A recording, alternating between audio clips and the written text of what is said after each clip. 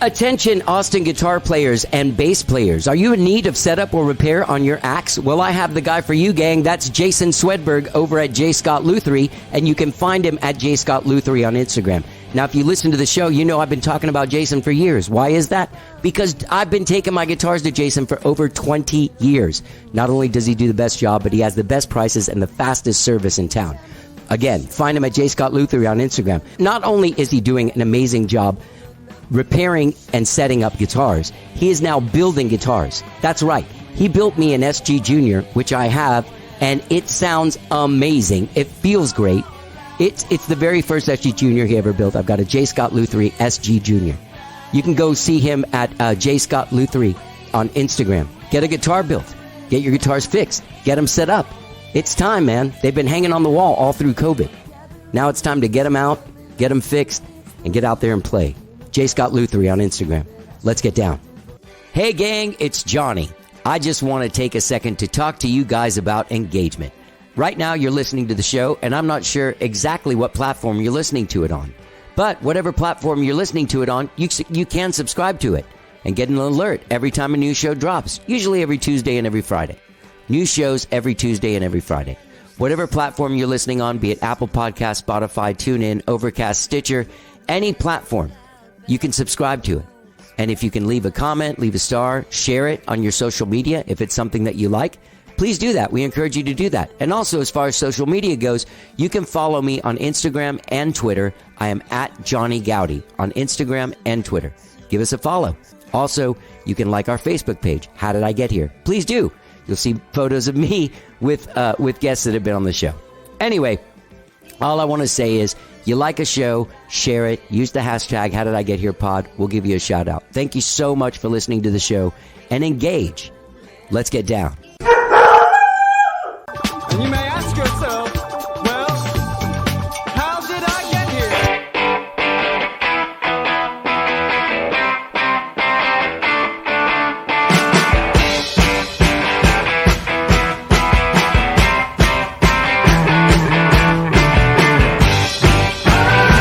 It's time for How Did I Get Here?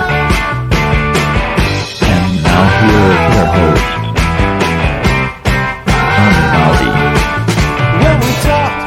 All right. Hello, I'm Johnny. I'm your host. Welcome to the show. I hope you guys have all had a good week. I want to thank everyone that reached out and had some very kind words about my conversation with the great Michael Lockwood, who played with so many greats like Amy Mann and Fiona Apple and Susanna Hoffs from the Bangles, and produced and wrote such great songs with people, and has this new label, Sparkle Plenty Records. But he got his start in a band called Lions and Ghosts that I share history with. Their manager went on to work at a publishing company and tried to sign a band I was in. We became friends, close friends. And then I became friends with the lead singer of Lions and Ghosts, Rick Parker. We ended up writing some songs, and one of them ended up being a very defining song for me. At the time, I was in this band called Mr. Rocket Baby. The song was called Hey Roxy. If you were around at that time, you know the song I'm talking about, because usually that was a song people gravitated towards. Anyway, I want to thank everyone for reaching out and saying some kind. I didn't realize there were so many Lions and Ghosts fans. So if you don't know what I'm talking about, go out and check out Lions and Ghosts. They re-released their album Velvet Kiss Lick of the Lime that was originally released in 1987. And Michael Lockwood and I had a fantastic conversation. Not only do we have Rick Parker, Kathy Waldman, Lions and Ghosts in common, but a lot of our career, there's a lot of people that we have in common. We have a lot of friends in common, and it was kind of surprising to both of us that we had never met before. Anyway, go back and check it out. That's the last episode. Michael Lockwood, great time. I'm doing this on Wednesday because I went to Miami yesterday morning very early, and so right now I'm in Miami. It's there. It's happening, man. I'm in the thing. I'm in the thing, baby. So before I left, if you're keeping score, I'm going to visit my family in Miami. My dad lives there. Many of my brothers and sisters live there. Half brothers and sisters. Stepmom. My brother Jeff just had a baby. That's the main reason I'm going. And everyone's kind of at war now. And the war has sort of escalated. And now there's more factions. There's more There's less unity and more individuals, gang. This has really gotten to the point where it's kind of freaky deaky, because now even like siblings are fighting with each other. So so I'm going to visit for like 4 days. And while I'm there, I have to visit almost everyone individually. Almost everyone individually. There's only a few people I can meet in a group. That's how many people are fighting with each other. So wish me luck. That's what I'll be doing this whole weekend. And I have a great show for you guys on Monday. I just did the intro for it because I'll still be in Miami until Monday night. But gang, I have a great show for you guys on Monday. Jim Babjack from the Smithereens is on the show. Yeah, man, the Smithereens have a new album that's out today. Believe it or not. Let me see what the name of that album is. What is the name of that album from the Smithereens? It's called The Lost Album. It was recorded back in 1993. Get out there and check it out. So that's Monday's show. Check it out. Jim Babjack from the Smithereens. Gang, I have a great show for you guys today. Austin, guitarist, musician, producer, piano player, keyboard player, producer, funny man, really sweet dude. Dave Scher is my guest on the show. He's got a brand new EP coming out next Friday, September 30th. It's called Quarters. Fantastic EP. You're going to hear the song Radio on here, probably for the first time. I think I'm debuting a Dave Scher song. So you're going to hear the song Radio for the first time here on the show. Dave Scher is amazing. He's been on the show before. He was nominated for a Black Fret grant, which I think he won. And he was my guest on the show back then. But now he was on. We were just hanging out, having a great time. He is an amazing guitar player. Amazing. That's what he's known for. He's a great music person, a great musician, but a great music just flows out of him. Whatever he's touching is amazing. But he's known for being a guitar player. He started playing at age 10. He went to Berkeley College of Music.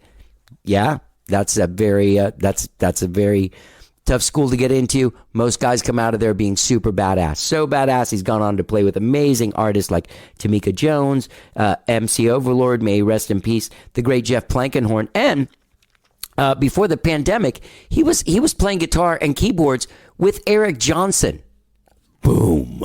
That's a guitar hero. Like when a guitar hero takes another guitar player on the road, how fucking amazing is that guy? You know what I mean? Dave Scher. In the conversation that I had with Eric Johnson a few months ago, he went off on Dave. He went off on Dave. No, he just talked about the amazing talent that Dave was and what an inspiring person he was to play with and what a lovely guy he is to be around. And this EP, Quarters, is absolutely fantastic. 4 songs. Takes you some places. The song Radio you're going to hear, I really love it because his voice on that song kind of reminds me of James Taylor in a way. It has that quality of like a soothing sort of like soft fleece jacket as you walk outside into a fall night. Hey, Dave, you can use that on the cover of the EP if you want to on the sticker. Because that was actually kind of poetic, wasn't it? DaveScher.com is where you find him. Quarters is the EP. It drops next Friday, September 30th. And Dave is celebrating with a show Friday, September 30th at the O4 Center. His girlfriend and partner, Andrea Magee, is releasing a record that day called Belfast Girl. And Dave Scher is playing. And he'll be opening the show. So you can find out all about it by going to DaveScher.com or going to the O4 Center on Friday, September 30th and getting involved with the Andrea Magee Belfast Girl record release / Dave Scher Quarters EP release. This is a celebration. Celebration of the ages, baby. So I guess without further... so check it out. This is one more thing I did want to say. I don't normally like hang out with people after we do the podcast. That's not a normal thing. Like, normally after you do that whole conversation, you're like, all right, go. Not really, but you know what I mean. You kind of, you had your time, ding, time's up. Let's go. Get out of here. So we finished this podcast and we ended up going to lunch for a while later. And it was just really nice hanging out with a guy like Dave. I passed by his house today because I forgot to take a picture even at lunch that day. So I was like, man, I got to get a picture for the post before I leave town. So I went and got a picture with him this morning.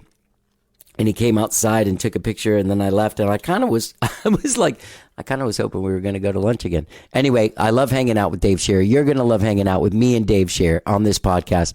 Get out there and check out his EP Quarters, which drops next Friday, September 30th. Go see him next Friday, September 30th at the O4 Center with Andrea Magee, who is also dropping her album, Belfast Girl. All right, go to davescher.com for all of your Dave Scher needs. He gives lessons. He produces records. He plays with people. He's playing all the time. We have talks about wedding band stuff. We have talks about original band stuff. We have talks about trying to do shows, writing songs, putting out music. So without further ado, this is me and Dave Scher chatting it up. Let's get down.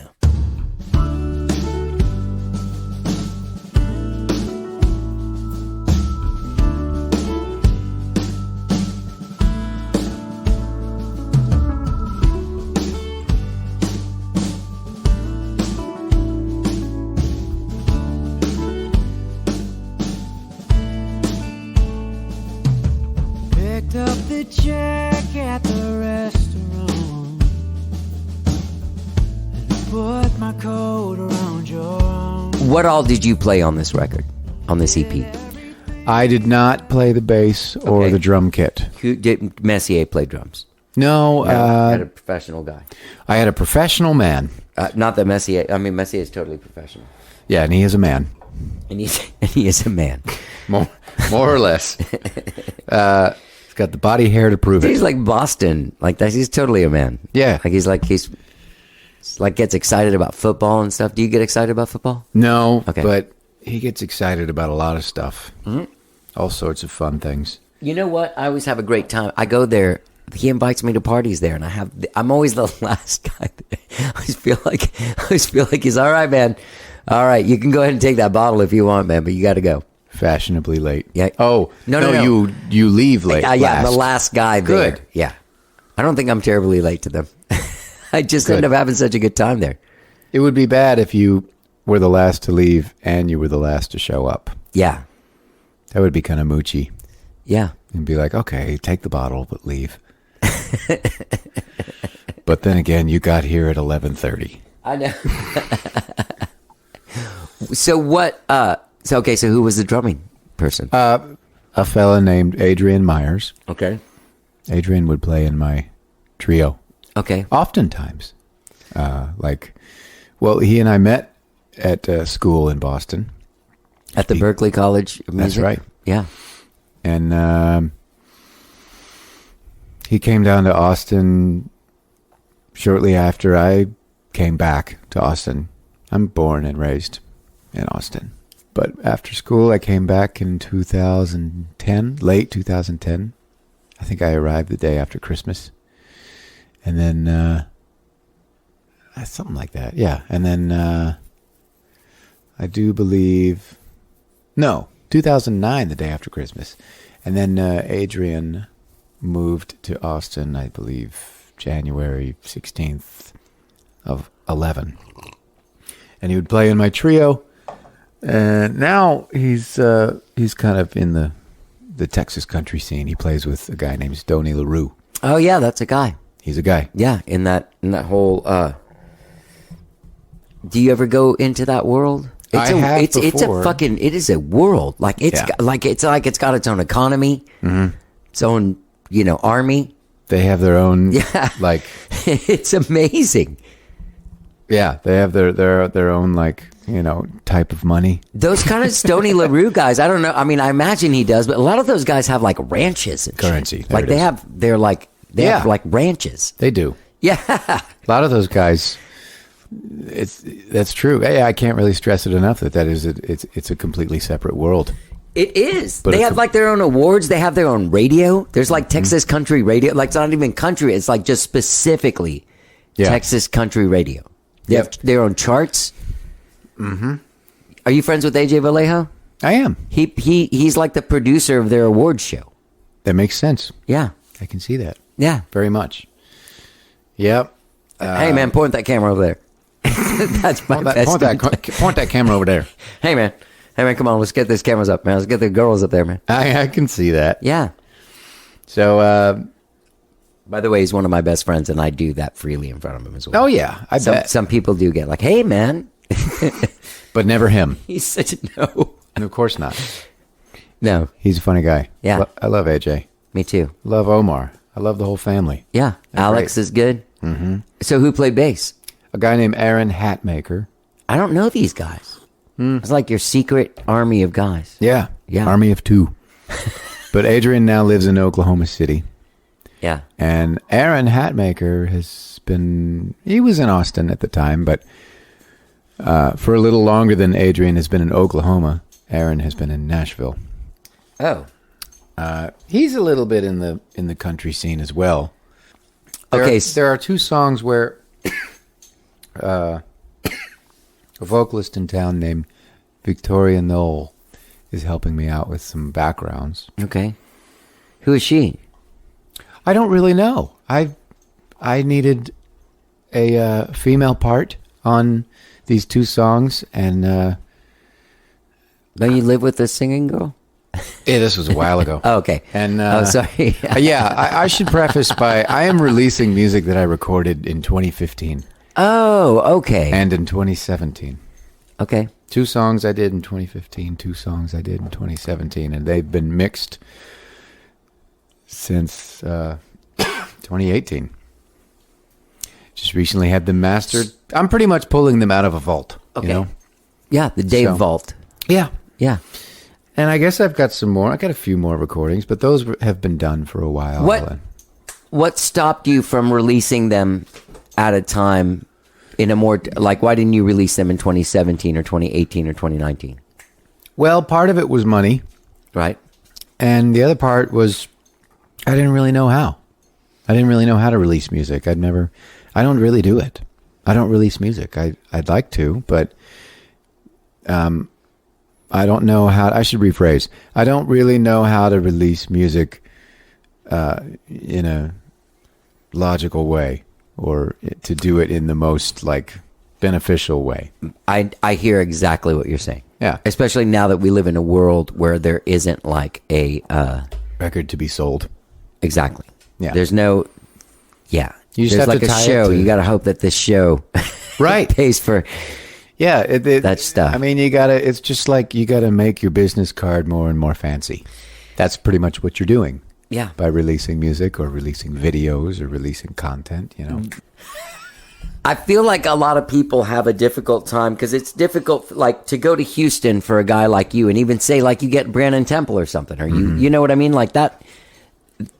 You have to have a certain amount coming in to make it worth going somewhere. So what ends up happening is that, like with our bands, even with myself, like now when I go anywhere on my own, promoting my own thing, not Skyrocket, I'm doing it by myself outside of Austin because I can't afford to schlep a bunch of dudes in the chance that it won't happen. Right. You know what I mean? I do. And then also at those record releases now, there's nothing to sell except maybe a new shirt. Yeah. Unless you have like I know those bands like you played that Madam Radar. You're fucking great on that record, right? You played on that record. I did. I played Yeah, and you were keys. great that night. I was there. Thank you. Yeah. Might have caught COVID that night, I think, but I think I got it from my Uber driver. I think a lot of people got COVID. That. Oh, well, then that's good. Yeah. So it was there. That's good. Well, the thing is I was in that bar area. Like I got there in between the opener and you guys, right? Mm-hmm. I get in there. It's a closed scene. Mm-hmm. There's people you haven't seen in forever. It's kind of loud. So I literally had like at least 30 conversations that lasted a couple minutes, like within 3 inches of someone's face. Mm-hmm. So Yeah, that'll do it. It I took- believe one of two things has either happened. One, I have not gotten it yet at all. Or two, I have. And I have no idea right. what Yeah. it was. You know, Maybe I've your body definitely had- doesn't- Yeah, I've definitely had some days since, March of 2020 where I've physically felt bad. I don't know if it was COVID, but Yeah. I did feel like crap. Yeah. And so maybe I have. But to my knowledge and to to all of the testing that I've done, I haven't had it. God. Man, if there's a day, if there's a 6-week period that goes by that I don't have to stick a thing up my nose. Mm-hmm. Anyway, so what I was going to say is a band like Madam Radar, it seems like they have an audience. There seems to be an audience in Austin that's just like the music scene to me. It's very Loyal? Yes, but it's a mirage. Nothing like this works outside of this town. No, it is a mirage. Yeah, no, you know it what I'm doesn't. saying? Like, there's everything that we lean on in this town is not happening in Dallas and stuff. Right. Like, but you can. I bet that night they sold a bunch of CDs. I think they did. Yeah, I bet they did. I There's bet they music sold fans. a bunch of CDs to people that don't have CD players. They might have. Never know. I have a CD player there, and I listen to shit on my NS10s like it's 1980 fucking 2. I bet you do, and I bet it sounds fantastic. It sounds normal. That's how it's supposed. That's fantastic, in Do my you- opinion. Your record sounds great. Did they mix it or did you mix it? Neither. I had it mixed by someone that they recommended. Who was this? Paul Santo. He's out of Boston, and they call him Uncle Paul. And he's You have to meet him on a corner. Yeah. He drives by in a It's pretty 1972 funny. Thunderbird. I haven't met him. I've never met Paul Santo, and he's mixed 4 songs for me. And Did you send him notes? yeah, you send him, the multi-tracks and an idea. Maybe you send him a reference track. Yeah. And he goes, all right, well, I'll send you back the song mixed, and you get one shot at writing me a bunch of notes. And then after that, I got to charge you. So I listened to his first mix, and I was like, he took some creative liberties, which I told him to take, but they were they were very cool. Some of them were a little dated, he works a lot with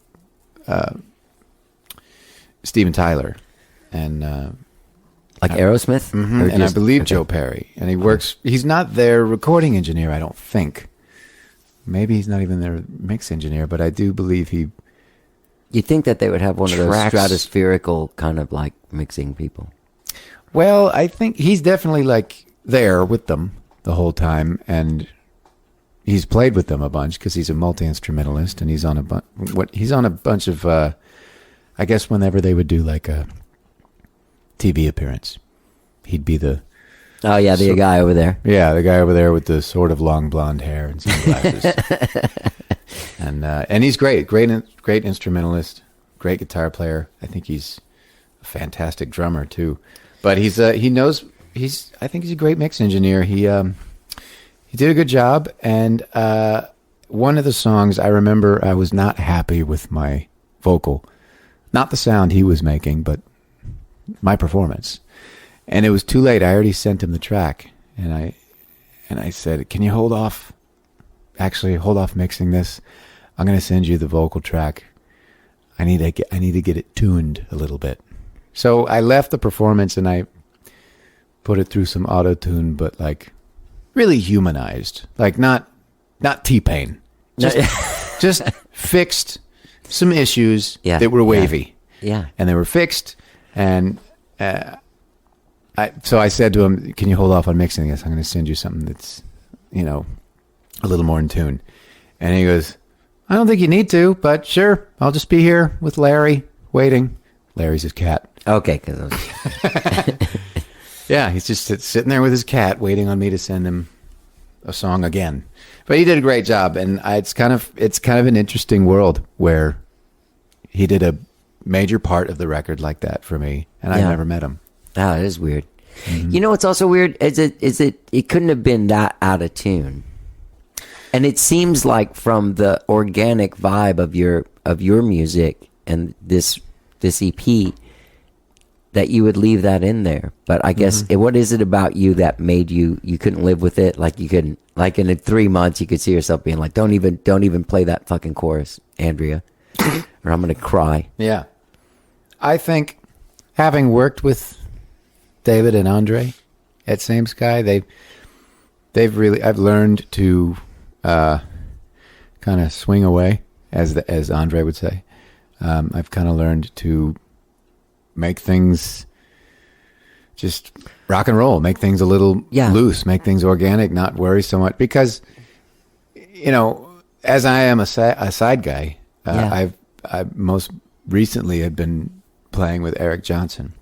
There you go. He was an extremely Dude, that's a pretty awesome thing to be was able a pretty- to say, right? Hold on. yeah. I mean, come on. He was a pretty I've been big playing with Eric Johnson. He was a pretty big influence growing up, and Was he? I took a not even just a liking, but I took note of his attention to detail, and I have that in me. You do? Yeah. So like something like tuning, I would obviously be on top of that, but with Andre and David, working with them, I've kind of learned how to make things loose and make things just kind of swung away and Yeah. rock and roll. But it wasn't even the whole song. It was like a couple of, Sure. I get it. one, or maybe even one of them. I just wanted that one thing tuned, and I couldn't live with it. Yeah. You know, so Paul probably heard it the first time through and thought, it doesn't need it. You know, maybe he would have gotten 6 or 8 hours deep into the mix and gone, okay, yeah, he probably would have tuned it. Who knows? I don't know. Who knows? But I talked to Eric Johnson a few months ago, and he had great things to say about you. did he? Yeah, he sure did. Good. He's a really nice guy. What's He's it one like of the nicest. in the world of like going out there and like you sideman stuff? You know, you're there at someone's. I guess the other thing too is like I've had the good fortune of getting to stand on stage in support of my idols, a couple of them, and then even had one of my idols in support of me in one of those situations, like where it's you're just like you're playing and then you're just like. Like guy- I had your fucking poster in my room, dude. This You know guy's what I mean? backing me up. Yeah, I mean, you're standing there with Eric Johnson. Like, how often is it that you look over and you're just like, I cannot believe this. Well, I mean, this was like repeatedly happening about 5 to 6 nights a week for 12 weeks or so. A little less than, because COVID cut the tour short. Yeah, I was going through your Instagram and I saw that, like, this tour is awesome. Eric Johnson yeah. Tour 2020. And I was like, oh, fuck. Yeah. Yeah. And there it went. Yeah. But it was surreal. It really was surreal, because on one hand, it was an idol of mine. And on another, the other guys in the band, one of which, Tom Breckline on drums, we were like best friends.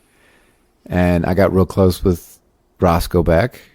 So the band backing up Eric became very tight, like a team. And they didn't seem so much like untouchable idols to me anymore. Well, yeah, if you're a fan of Eric, then you must be a fan of Roscoe from the I was a fan of Roscoe. Yeah. I was a big fan of Robin Ford, so I got to know the Blue Line, and I was Yeah, like, yeah. oh, Roscoe Yeah. and Tom on drums. Yeah. So he had, on that tour, it was Eric, myself, and the Blue Line. Yeah. It was way cool. That's unbelievable. Yeah, I got to do some shows with Robin, and then ran into him at a place in L.A. and he totally remembered me, even though it had been like 6 months. I just didn't think he would, and we ended up like he's such a nice, like, that guy is like Yeah. heroically cool. That's like, so cool. I've never met him. He's an awesome, nice guy. We were going to, Seems Canadian. That's how nice he is. yeah, seems. Seems yeah, Canadian. isn't, but he seems it. That's how nice he is. Doesn't say a bit, but he's very nice. But he's very nice. Yeah. Yeah, I wanted to meet him. He was going to sit in with us and jam on the Nashville show that never happened. But then actually, even if it did happen, I believe he had a show booked anyhow and couldn't do it. So neither of those shows happened. Did you, I know that, like, when I've gone out and, like, idols, or not idols, but as a side person, like, I did some time with Ian Moore, and as a front person as well, getting to stand next to him 5 to 6 nights a week and watch him do everything that he does, how he sings, how his voice, you know what I mean? How he arranges a set, Right. how he handles a crowd. All of that stuff. Like, were you like note taking in your head during the Eric Johnson? A little bit. I mean, it was mainly what I took note of was his character, his demeanor, his grace. I mean, if you think about it, he broke a lot of rules in what I would have initially thought were quote unquote performance rules, like having as little dead air between songs as possible, and like going from one song to the other, or just keeping the flow of the show really adhering to someone who has the attention span of a gnat. Yeah. So, and he would, in between songs, take his guitar off and go to the piano and say a few things about the song and start the song. It wasn't always completely smooth. It was smooth. It felt smooth and organic and real. It wasn't like showbiz. Right. He doesn't seem that and it didn't showbizy. need to be. No. What I was more taken by was, it's one thing when he throws me some solos or throws me a song to sing on. But it's another thing when we're playing Eric Johnson tunes and he's on piano and the tunes have signature Eric Johnson licks and guitar parts, the lead parts, and I got to learn them. Yeah. He has no ego whatsoever. He never has had one, I don't think. He doesn't seem like it. He's the most gracious person I've ever met, Probably besides my dad. Those two are the most gracious people in my cool life. Dad. Yeah, I do. I have the coolest dad in the world. Wow. I was around when he I was my mom dated this guy that owned this studio, and he was doing pre-production with David Tickle for Tones. Mm-hmm. And like the dude was like, sure, come on by, hang out. And I was just hanging out while him and Tommy and who was the bass player on that one? Was that Roscoe or was it It was probably Kyle Brock. Kyle Brock. Mm-hmm. Nice guy as well. Roscoe's super nice, man. Roscoe's cool. Yeah. Yoda vibe. Yeah, very much. Yeah. He's a master of everything. That's the only, like, I've only known him in a Yoda mode. Like, you're always like, surely at some point you were like freaking out somewhere doing blow and screaming at someone, right? Come on, man. Because he was around for like some pretty epic eras that you're like, come on, man. And to be so like cool all the time. But he is cool all the time. Yeah. But I think that comes from having played with Leonard Cohen for so long. Yeah. And just always achieving a certain Are you a fan of Leonard Cohen? I think I could be. I'm just not. I've never dove straight into it, but I've tried. Yeah. I know that it's sought to be lyrically. Yeah. No, it is gorgeous. Yeah. It's when you do that, it's pretty unbelievable. But there is like a part of me that's like, I think this is like for grown-ups. Right. I know what you mean. And, look at Roscoe. Yeah. He's a grown-up. Yeah. He's like a Yoda grown-up. He's a grown-up Yoda. He's Yoda, but he's like, 5'10".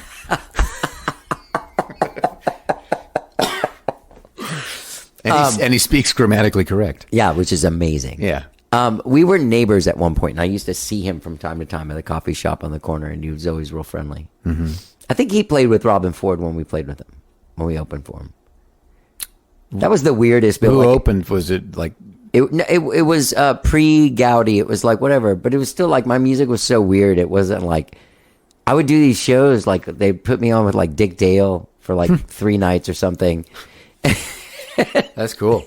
Wow. You know what's cool? He called me a pussy, but in the funniest way. It was awesome. Dick Dale did? Yeah, in a funny way. No, Dick Dale. Yeah. In a funny way. Like we were at this place, Steamboat, here that was around in like the 80s and 90s. I remember. And, we're downstairs and I was like, hey, can I play your guitar? And he's like, sure. Mm-hmm. So I go to play his guitar. I was like, Jesus Christ, what do you have on here? Like rope? Mm-hmm. And he's like, well, I use, I think he used like 15s or something, something like crazy. Right. And then he goes, what do you use? And I was like, 10s. And he just turned around and goes, pussy.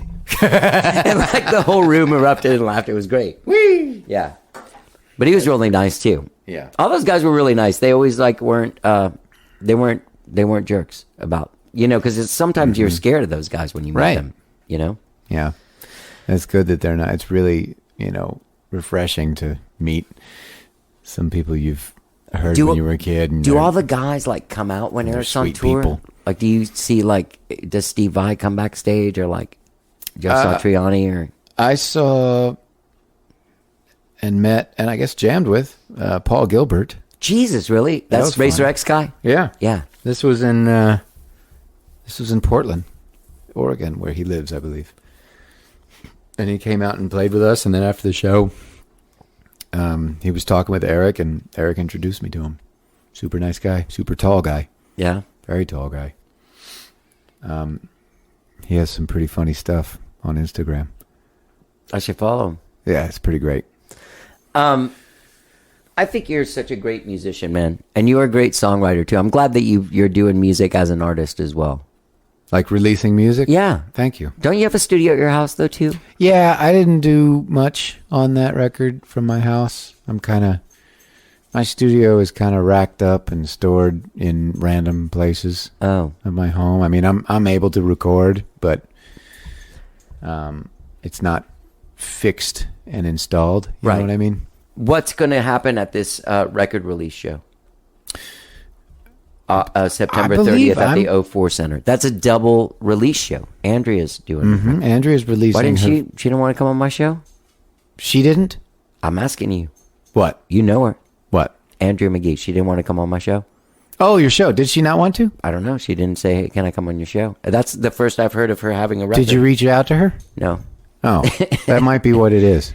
I'm just going to be one of those standoffs where I'm just going to act like she hates me, like for the next 5 years, and just run away every time I see her. That'd be pretty funny. Why do you think I'm on your show? You just asked me to. Yeah, you reached out to me. Although I would have reached out to you though. You're one of those guys. Like if I was a manager, I would be your manager. Mm-hmm. There's a couple of guys I'm like, God, man, you need a fucking manager, dude. And if I had the wherewithal and the ego, or less ego, I would do it. Because the thing is, I feel like if you started doing well, I would totally resent you. Right. As an like, because I was responsible for it. Hey, not because you were doing well. Right, because you were responsible for it. There she goes, getting into the trouble. Yeah, that's right, Rosie. My goodness. Dave Scher's going to destroy the place. Okay, so what I was getting at with that question is with this. Oh man, that by the way. That place is a great place to see a show, the O4 Center. That's the first time I'd ever been there, was that Madame Radar show. And that was being in Fantasia or something. It was like that. It was like that Van Gogh thing that was going on, that people were posting on Instagram. Oh, okay. Yeah, I did see that. Yeah. That's what I kind of felt like that show was like. Yeah, they had some guy come in and doing lights off of projectors. I was back there. It was pretty unbelievable. Yeah, really was. All right. I don't think that's what's going to be happening. Either way, it's still a great place to see a show. It's a great room, though. Yeah. Well, how are you going to perform this show is what I'm getting at. Like, what kind of band? The trio or more? I think trio. I mean, I'm going to do less. Trio at most. Okay. I'm going to start off the show probably solo and maybe add something as a duo and then trio. So, I mean, it is a great place to see a show. It's a great place to see, especially like certain shows. I played there a few times before, and I have done a CD release there. I released an album that is it's a live album, and it's not online. It's just a piece of merch. It's just a hard copy CD. Okay. That's the only thing it's available on.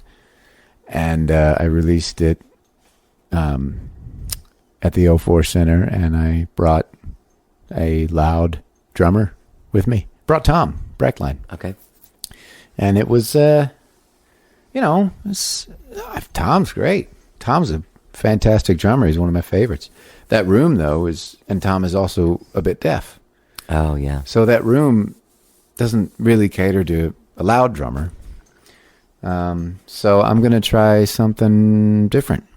I think I'm going to have Chris Marsh join me on fretless electric bass, and Michael Davila is going to play a little kit with me, and we'll do something kind of organic and light. But still cool, I think. Chris is where it's at, man. I agree. That guy is just unbelievable musician. He sure is. I've known him for a long time. Yeah? Yeah, we've been playing together since probably,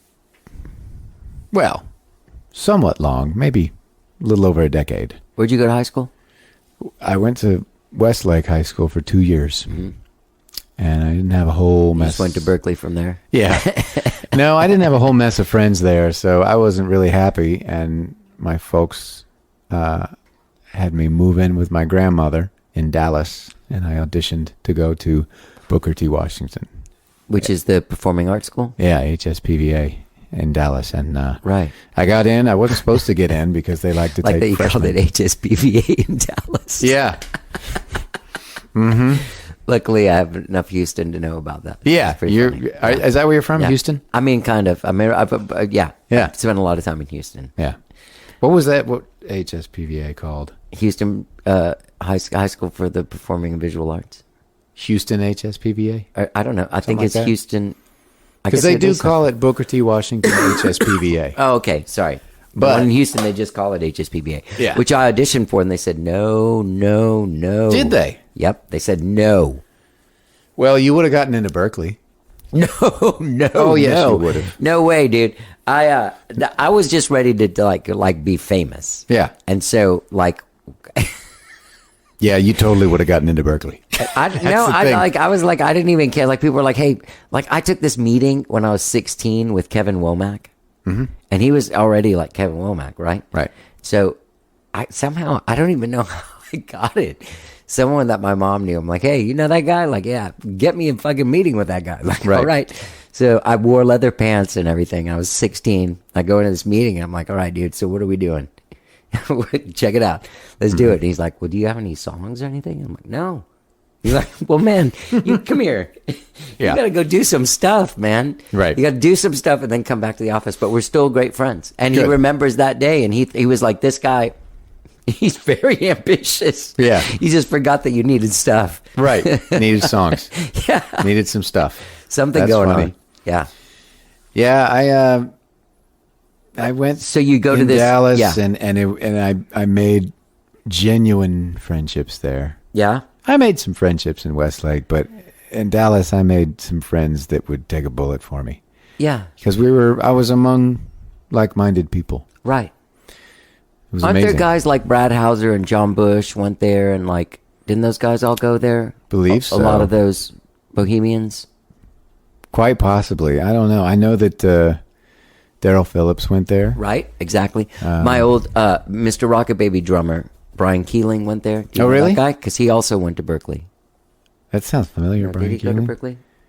Or did he go to North Texas? No, he went to Berkeley. Oh, okay. Or wanted to go. Yes, he did go to Berkeley. I'm sorry, he did. Okay. His roommate was, what's his name? Like the drummer guy. The guy, Dream Theater. Oh, Mike Portnoy? Yeah. Wow. It's intense. Ephraim Owens went there. Ephraim went there? And then outside of, our community in Austin, Erykah Badu went there, Nora Jones. Yeah, it's still a great school. Yeah. I was the last class to graduate from the original building. And as soon as I left and went to Berkeley, they made the whole school move into Nolan Estes High School, which is south on 35, while they did remodeling to the downtown Location? location. And they kept the original wall because I believe, it was I think it was the first all-black high school in Texas. Oh, really? All Maybe right, Booker T. maybe in Washington, yeah. maybe in the South, maybe just Texas. I can't remember what the claim was, but it's that's monumental, and so the front wall is monumental. So they didn't tear that down; they tore the rest of the building down and made it more modern. Modern. It looks like a university there, a small university. Who was at Berkeley when you were there? Did anyone go on to be guys that you're like, oh, yeah, it was the guy from Maroon 5 or something? In my world, yeah, I mean, like a guy named Michael Palma, who's an incredible piano player. He's teaching. I think he's still teaching at North Texas. I can't remember. There was a couple, not not many, but there was a couple more people like that more at Berkeley when I was at Berkeley than at high school. Right, that's what I just was asking. Oh, I thought you meant HSPVA. Nope. In Berkeley, I was friends with Daniel Platzman,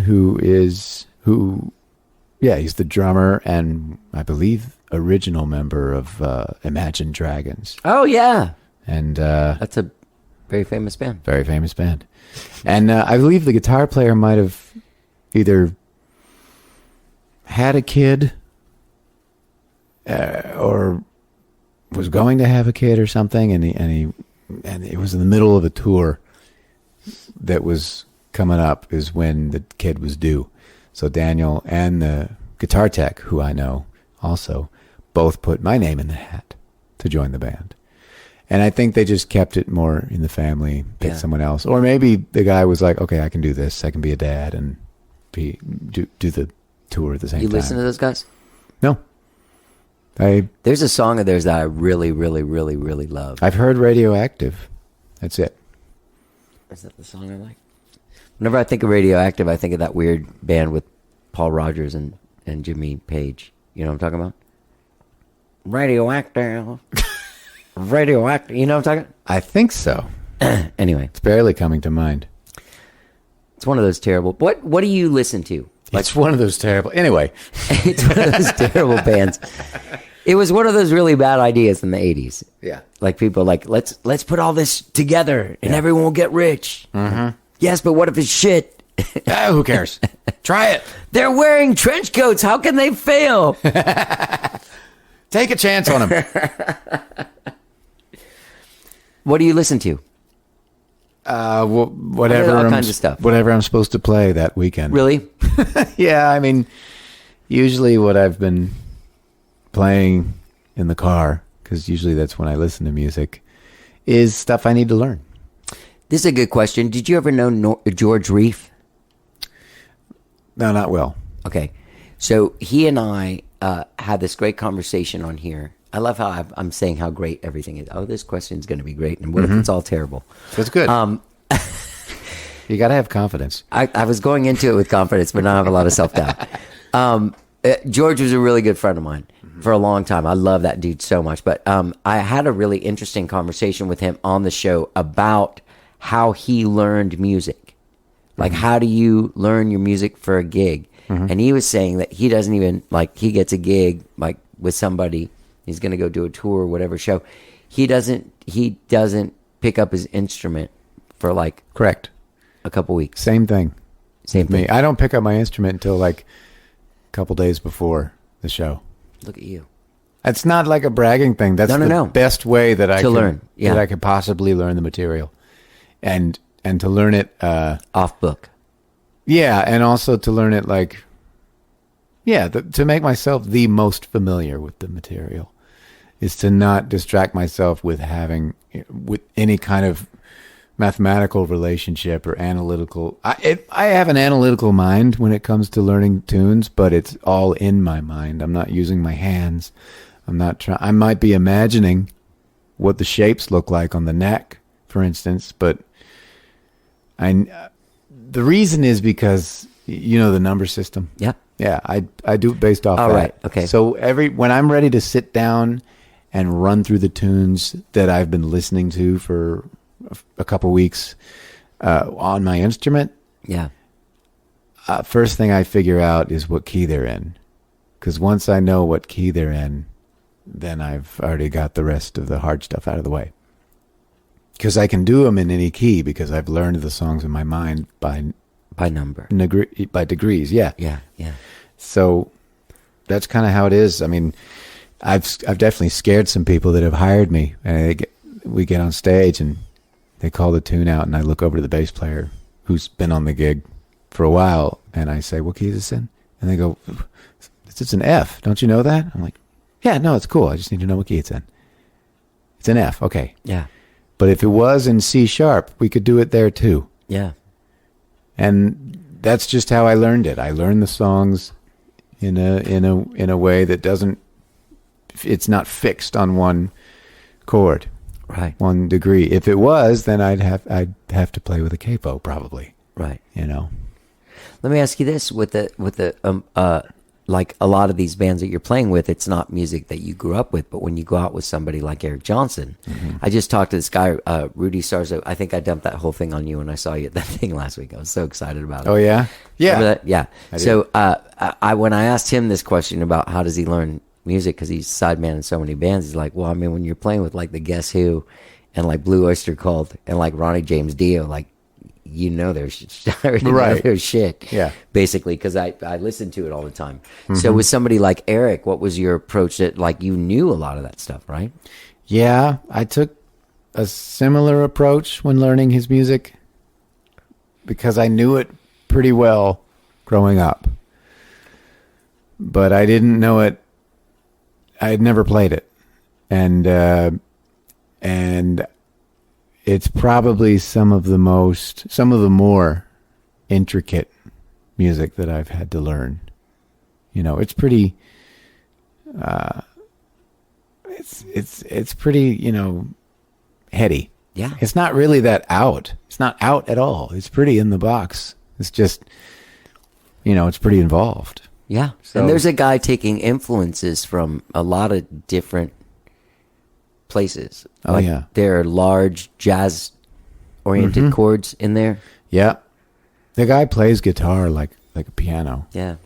He plays chords that you would hear a piano player playing or a harpist. Yeah. It's pretty incredible. When's your birthday? Let me think about that. No, it's March. It's the 27th of March. All right. You have dogs too, right? I have dog? 2 dogs. 2 dogs. What do you do? What do you do? Like, what's your dog? How do you do it? Well, we meet with Kelly Green and Jace Spades from Madame Radar every morning The Onion Creek? at Onion Creek. Man, they have not called me. When do you guys call me, man? Yeah, we'll do that. Will you do that for Yeah, real? I think I'm so. fun to hang out with.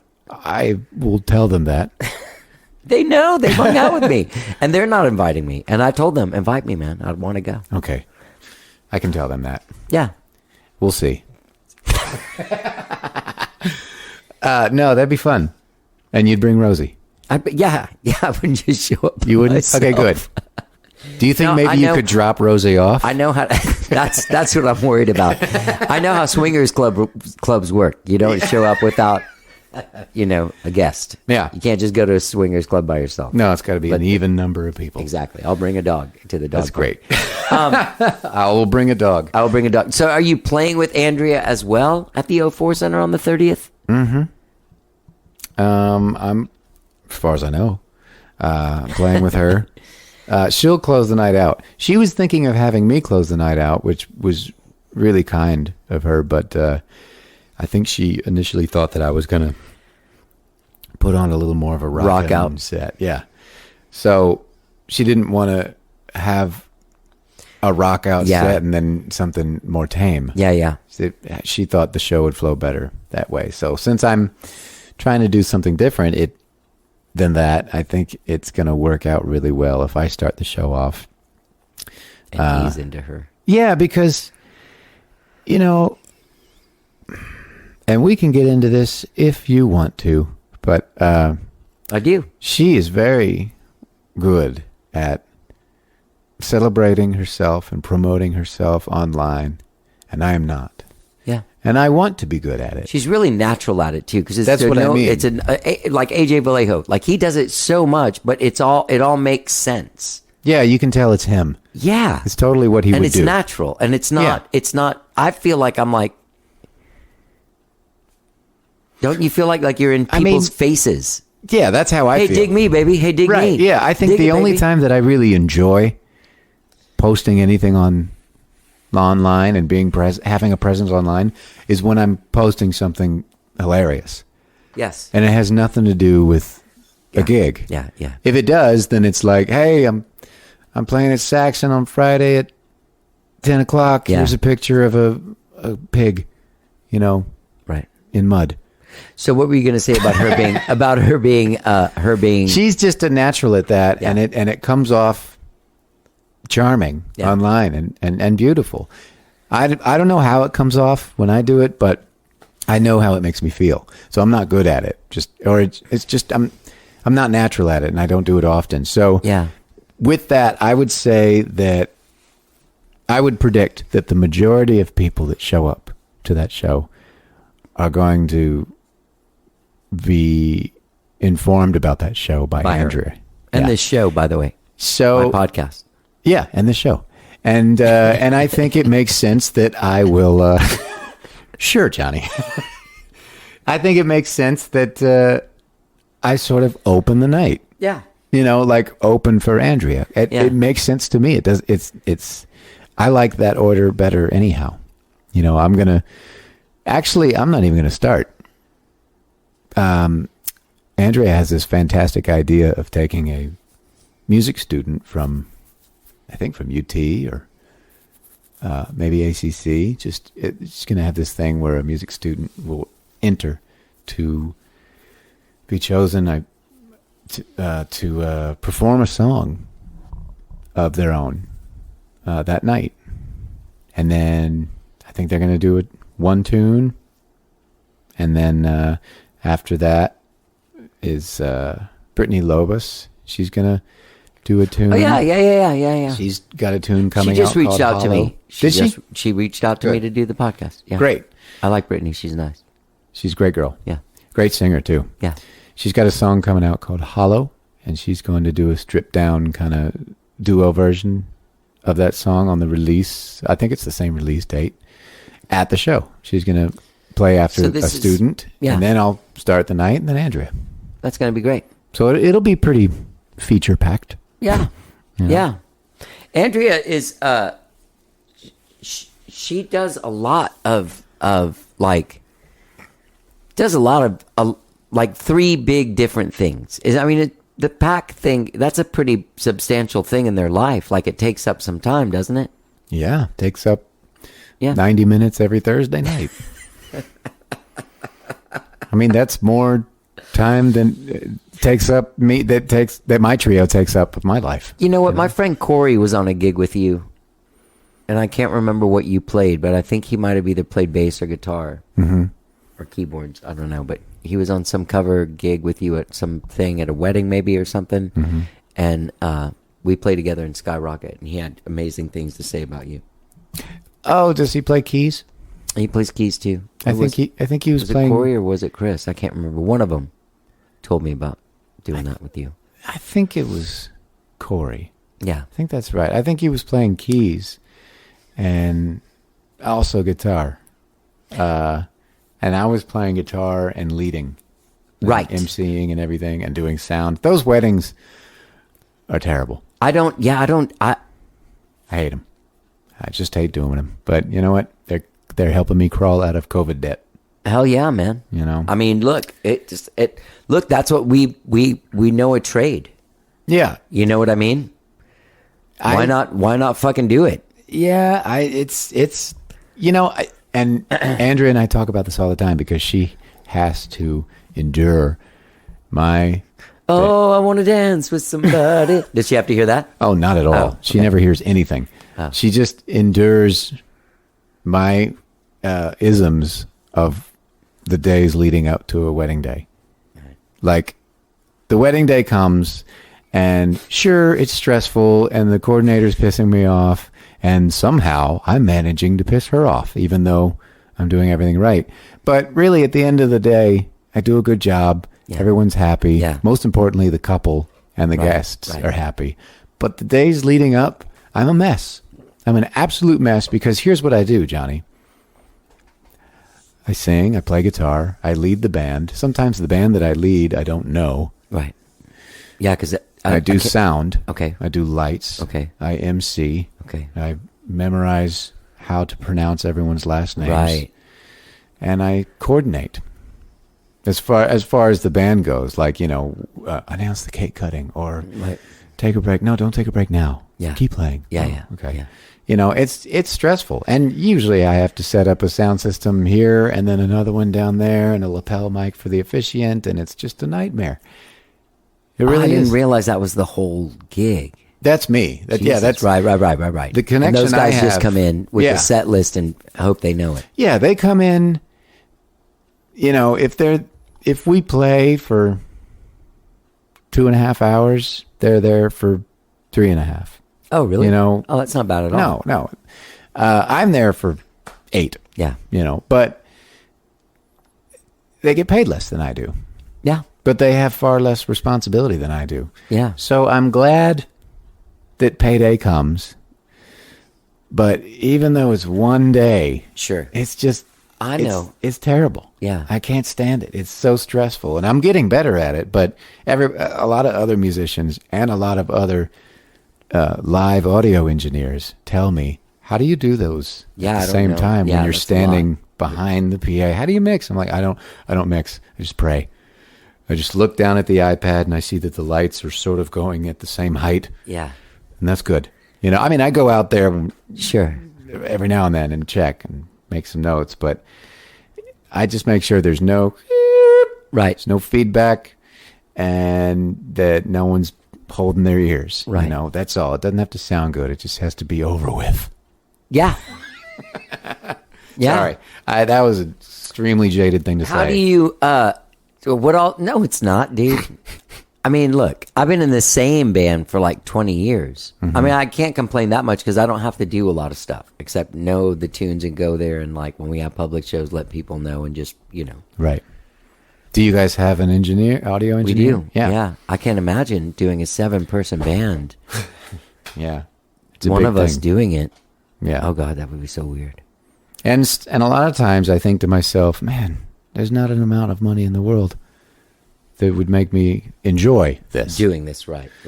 But one, I am, like I said, I'm crawling out of some COVID debt. And two, I don't know, a challenge comes up in my life and I pump my chest out. Yeah. And sometimes it's detrimental. Sometimes it makes me a better person. Yeah. I don't know what the weddings are doing to me. And no matter what you are playing. I am. And I look at it like that, and I'm not like a huge cover music person. Like I love music, and I listen to music all the time, but I'm not like a, there's guys that like, they love doing it. And like even when they go do their own thing, that's what they want to do. Do you have fun in Skyrocket? I do have fun in Skyrocket. Do you guys have original material? No. Yeah. No, it's all covers, but it's not. I mean, there's songs that I don't like, but eventually there's something about it that you like. I mean, there's... You kind of attached to. Yeah, I don't have a bad time playing. Right. Yeah. And also, like, we're friends. Yeah. There's no weird strangers. My favorite time of those god-awful weddings is when the band shows up. When I've booked, like, the guys that play in my trio. Or Right, right. I'm like, oh, thank God you guys are here. And now I can relate to someone. Yeah. Sometimes I don't get that. Sometimes I get some bands that consisting of people I don't know. Yeah. And I just have to be like, all right, you guys look at the set list. Anybody have any questions? All right. Anyway, it's nice to meet you. I'll see you on the other side. Oh, I want to dance with somebody. Do you remember? Oh, that's a good song. Mm-hmm. That can be. You do it without horns? Sometimes. Fire without horns, is that tough? Yeah. Yeah, I just try and carry it. Do you as sing best those I can. songs? Yeah. Shit, man, that's hard. It's hard. Yeah. It's real hard. The hardest one right now, because I have to lower it, is still hard, is Signed, Sealed, Delivered. Man. It's such a good song, but it's so out of my range. You got to do the Peter Frampton version. I'm just joking. I probably do. There's a Peter Frampton version.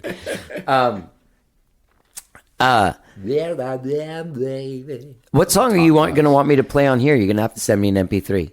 These songs are all great. I've actually made some notes. Okay. First of all, I love the drum groove of Radio. Thank you. It's cool.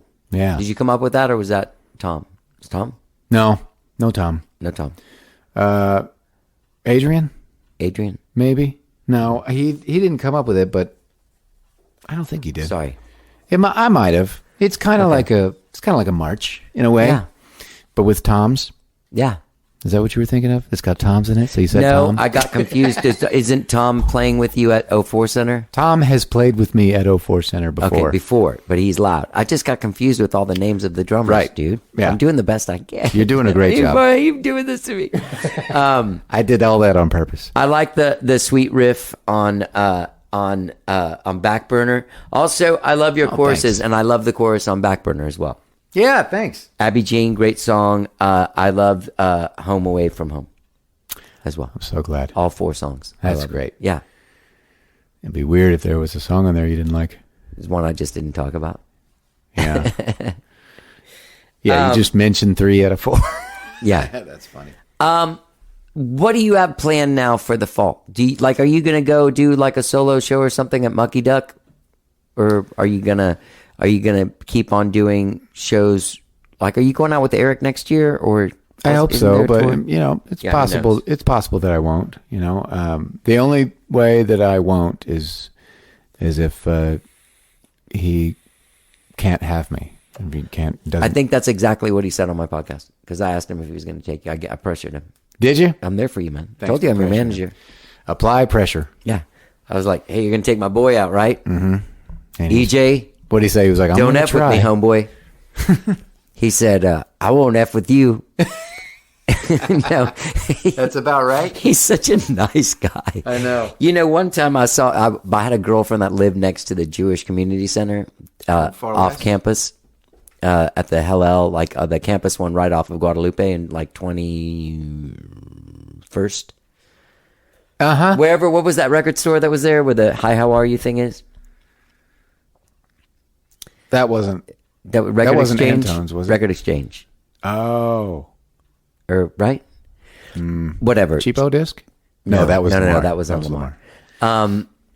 Anyway, so she lived in the building in between those two places, and so in that area, there's just tow trucks just stop just looking for someone to park in the wrong place and go into a place and take their car, right?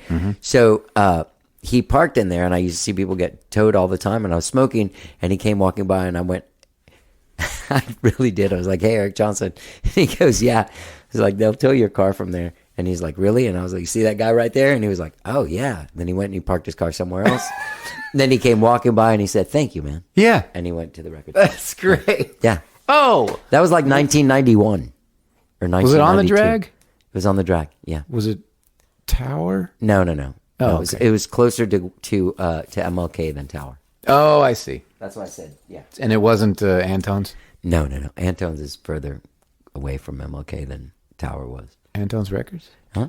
Oh, okay. Antone's is up there next to Buffalo Exchange. Yeah. Yeah. MLK. Kind of. Ah, got it. Yeah. MLK. MLK. Martin Luther King Boulevard. Correct. Quarters. Why is it called quarters? Do you play quarters? No. Oh, are you a big drinker? Big? No. Okay. No. Go ahead. Uh, Quarters. it- Why is it called quarters? There's 4 songs. Yeah. So each song costs about 25 cents to make. So it's a $1 record. It's a $1 EP. No, part of it had to do with, wow, okay, I got to release music. Okay, well, I'm going to release 4 songs. Four songs. Okay. Well, and then the other part was, the songs are special to me. They're, I'm proud of them. So they're a piece of me. They're a part of my being. They're a part of my identity. So it's kind of like if you're listening to that music, you're coming over. You're coming into my office, step into my quarters. Oh, there you go. Yeah. But mainly it's just because there's 4 songs. But that second part was pretty cool, huh? Yeah. That second part was pretty cool. It got heavy there for a minute. All right. So, no, any other people? You don't play with Plank anymore, do you? It's been a long I haven't. time. Yeah, I haven't in a while. It seemed like he was But- here a lot for a little while. Yeah, he.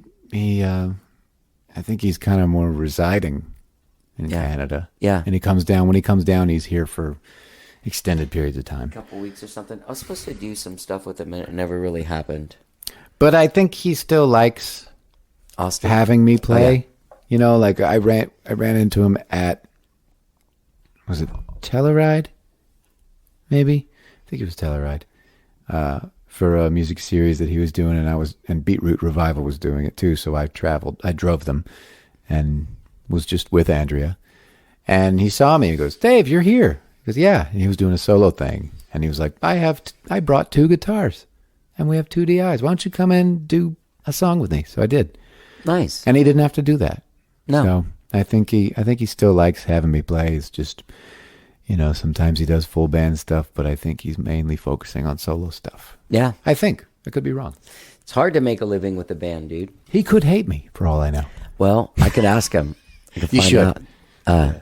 No, he doesn't hate you. That's good. All right, Quarters comes out. It comes out on the 30th Of September, that's of right. September, and that's the same day as the 04 Center. Andrea Magee is releasing Belfast Girl. You're releasing Quarters. Brittany Lobos will be performing a song, and then a student from UT will be performing an original song as well. That's right.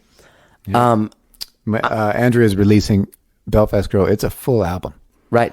Didn't I say that? Yeah, probably. I don't know. Probably not. But I just figured I'd let you know since I'm releasing a measly little 4-song EP. Right. Like a grown-up. Yeah. No, like a grown-up. Leonard Cohen. Yeah, like Leonard How Cohen. very Leonard Cohen of you. Thank you. No, like an adult, Andrea is releasing a full record, and that is truly exciting. That's very cool. I'm going to do that one of these days. Release a record. Yeah. Will you come back on the show? Yeah, of course. All right. Yeah. It's been great talking to you. People can find you at daveshare.com. But They could. You don't really post stuff on there. Very No, much. no, I don't. Instagram, Dave, if you like, is really a good place to find your shit. Yeah, if you like. Yeah. Also, the link for the tickets for the show is in the bio of your Instagram, Dave, if you like. I hope so. Is it? It is. Good. I saw it there. Yeah, Andrea must have done that. Tell her I said hi and to come on my show. I will. All right, great having you on. Thank you. My coat around your arms. Did everything that I thought. Dave Scher, baby. That's his song Radio from his EP Quarters, which drops next Friday, September 30th. And he is celebrating with an EP release, a co-record release with Andrea Magee, who's releasing her album Belfast Girl. He is releasing his EP Quarters. All happens next Friday, September 30th at the 04 Center here in Austin. Go to daveshare.com for all of your Dave Scher needs. Follow him on the Instagrams and the Twitters and Facebooks and the ding-de-ding-de-ding-dees, wherever you follow the people. I don't know what I just said. That's so weird. I've been doing intros all day and outros because I'm going out of town. I'm in Miami right now. When you're hearing this, I'm in Miami. Hey, gang, don't forget to engage with this show, with the social media, with the follow me on the Apple Podcast, follow me on the Spotify, wherever it is you find. Whatever it is that I'm talking about, you got to do it. You got to do it. There might have been some weed involved before I did this outro. There might have been some weed smoked. I'm not going to lie. I'm starting to go batty. Oh, God. Wish me luck in Miami, gang. Hey, tune in Monday for Jim Babjack from the Smithereens. I want to thank Dave Scher for coming by and talking to me. I really, really, really like that guy. All right? Get his album Quarters. It drops next Friday. Go see his show next Friday at the 04 Center. Go to daveshare.com for all of them Dave Scher things. Follow me on Instagram and Twitter. I'm at Johnny Gotti. Follow us on Facebook. It's How Did I Get Here?